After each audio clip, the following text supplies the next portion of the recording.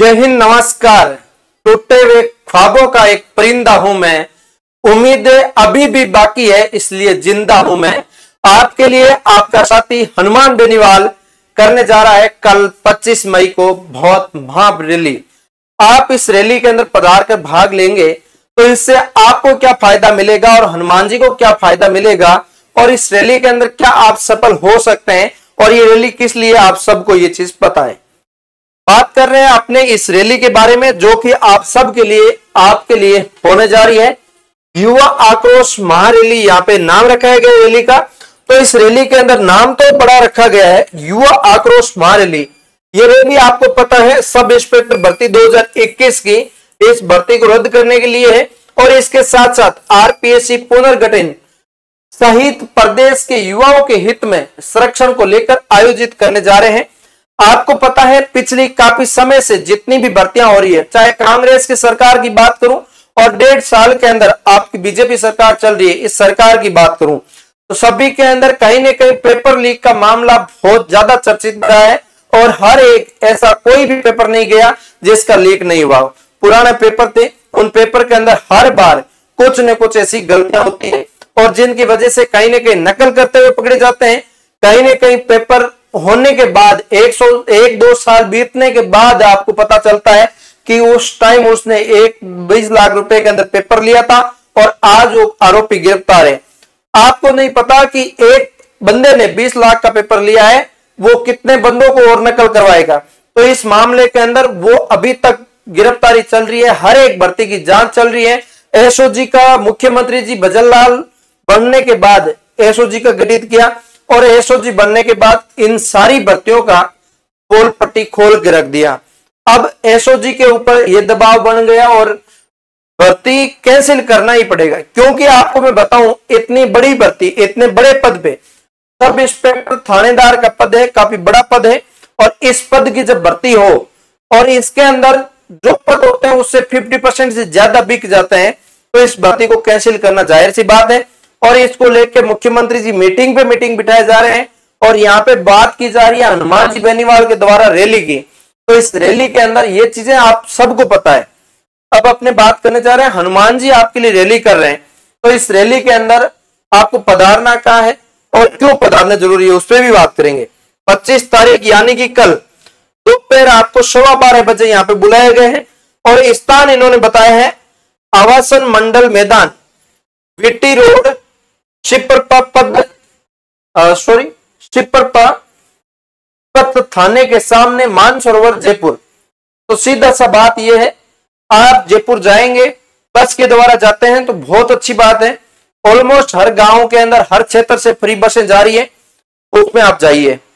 और बस में नहीं जाना चाहते हैं, आप खुद के मन से जाना चाहते हैं तो ट्रेनें जा रही है, अपने अपने क्षेत्र से ट्रेन के अंदर बैठिए।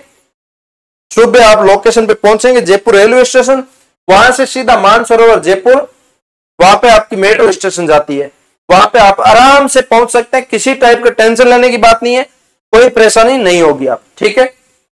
ये आपके पता ही है, आपको नागौर के सांसद है हनुमान जी बेनीवाल और इनके हित में ये जो रैली की जा रही है इसके अंदर बेस्ट हेल्थ के साथ आपको बताऊं तो हनुमान जी को इसमें जो फायदा मिलने वाला है वो सीधी सी बात है कि इनकी पार्टी है आरएलपी, राष्ट्रीय लोकतांत्रिक पार्टी।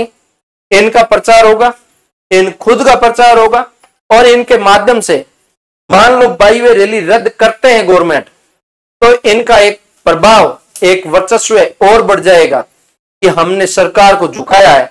और मुझे लगता है कि कल सरकार को भर्ती रद्द करना ही पड़ेगा, क्योंकि जहां जहां हनुमान बेनीवाल गए हैं वहां से वापस ऐसे उठ के आए नहीं है कहीं से भी। और अब होने जा रहा है, अब देखते हैं युवाओं का कितना प्रभाव वहां पे पड़ता है। अब लाखों की संख्या में यहाँ पे भीड़ होगी तो सरकार के ऊपर यह प्रभाव पड़ेगा। वहां भीड़ होने की वजह से वहां के कलेक्टर को फोर्स किया जाएगा और उसके बाद वहां के लोग जो भी है वो सारी सुविधा गवर्नमेंट को देखनी पड़ेगी। वहां से आपकी तुरंत गठित करी जाएगी कमेटी की और वहां से इनके साथ मीटिंग की जाएगी। हाँ बताओ आपका क्या मानना है, क्या करने के लिए आप रैली कर रहे हो। तो यहाँ पे ये आवाज सुनाएंगे कि हमारी ये मांग है और इस मांग को आप मानते हो तो डन कर देते हैं। तो यहाँ पे मांग मानी जाएगी। तो यहाँ पे ये भर्ती कैंसिल करने की मांग कर रहे हैं। आरपीएससी पुनर्गठित का मामला, उनको भी मांग कर रहे हैं। तो ये दो बड़ी मांगे रखी है। इस मांगों के साथ साथ और भी बहुत सारी मांगे हैं और उन सारी मांगों का आपको कल सुनाया जाएगा, बच्चों के सामने रखा जाएगा। आप भी जरूर पधारिए।